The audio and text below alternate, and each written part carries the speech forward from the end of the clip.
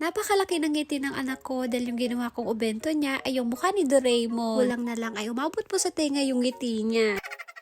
Hi, hello, minasang konnichiwa. Tara, samahan nyo kami today's mini vlog. Pagkagising ko nga po mga auntie, ay agad na po akong gumawa ng obento ni Kenshin. Dahil kakain po sila sa labas, kaya kailangan niya pong magbaon. Etong unang ginawa ko ay hinati-hati ko na po yung hotdog para magmukhang octopus. At pagkatapos ay sinabay ko na rin pong nilagay itong karage. Dahil si Kenshin lang naman po yung kakain, kaya hindi na po ako magluluto ng napakarami. Pagkatapos ko pong lutuin yung hotdog at saka yung karage, ay nagluto naman po ako dito ng tamagoyaki. Yung tamagoyaki nga po pala ay naglagay po ako doon ng crab stick. At pagkatapos ko po magluto ito ng mga auntie ay gumagawa na po ako ng bento ni Kenshin. Ito nga po yung ginawa ko, yung Japanese anime character na si Doraemon. Sino nga bang hindi nakakilala kay Doraemon kahit sa ang lupalop ata ng mundo ay kilala siya. Para maging kamukha ni Doraemon to gawa ko ay gumamit po ako dyan ng nori o seaweed. Pagkatapos po ng ilang minuto mga auntie, ito na po yung ginawa kong bento ng anak ko. Pinabaunan ko nga rin po pala siya ng orange at saka ng cheese.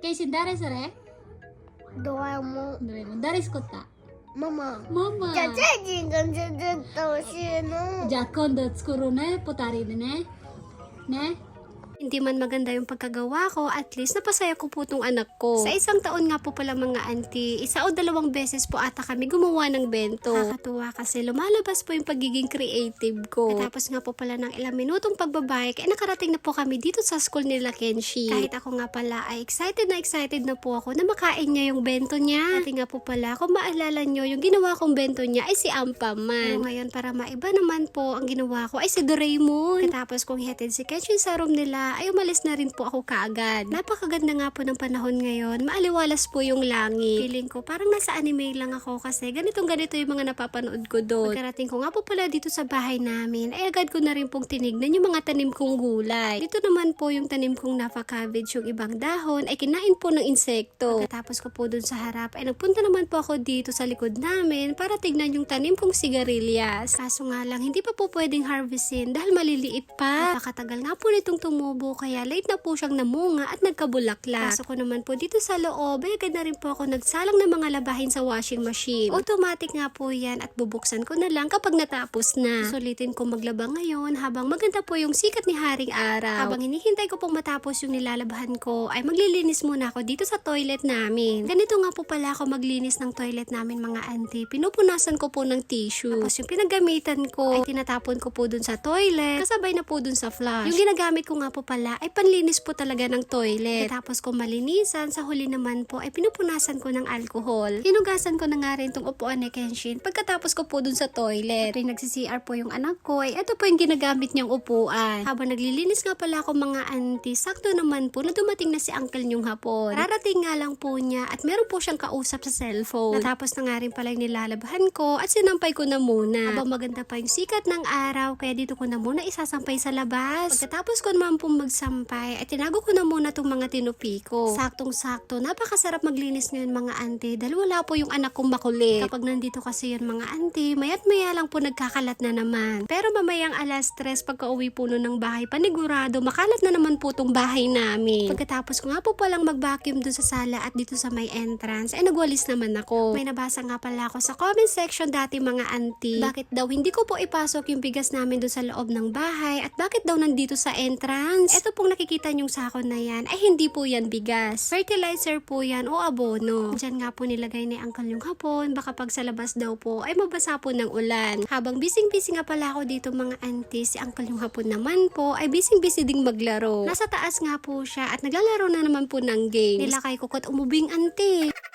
Pagkadating nga po ni uncle yung hapon, ay siya na po yung nagluto ng pagkain niya. Hindi na nga niya ako inistorbo dahil busy po ako kanina sa mga gawaing bahay. Ito na po yung itsura ng sala namin pagkatapos ko po maglinis.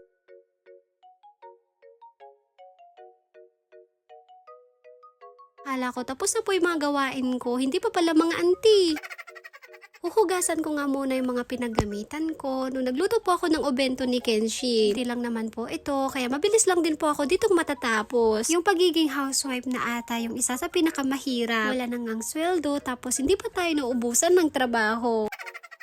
Kaso hindi po tayo pwedeng magreklamo dahil ito po yung role natin bilang isang may bahay. Tapos ko nga po palang maghugas, ay nagpainit na po ako dito ng kakainin ko. Anong oras na nga po ako natapos, kaya nakaramdam na po ako ng gutom. Pizza nga po yung naisipan kong kainin. Habang nagmimerienda nga ako dito, ay nanonood din ako ng anime. Minsan, ito po yung ginagawa ko pagkatapos ko maglinis. Nanonood po ako ng anime. Sin lang po at dito na po natatapos ang aming mini vlog. Maraming salamat po. Thank you for watching. Sayonara and 什么？po? Ako ay si Chechi-kun.